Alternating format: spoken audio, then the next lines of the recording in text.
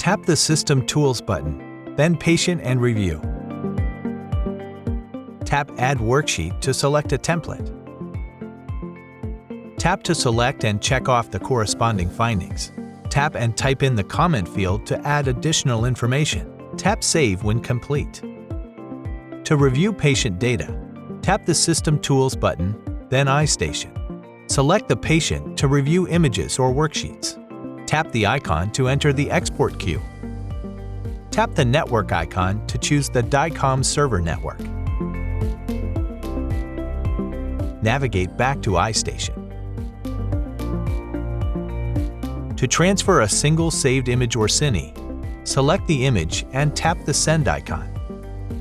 Send the selected image or cine to DICOM, to an album, or to share to other apps.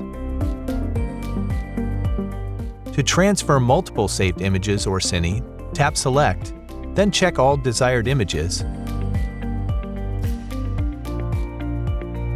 Tap Send to, and choose the location. Tap Done to return to iStation list. To transfer multiple studies, tap Select, check the exams, then tap Send to and choose the location.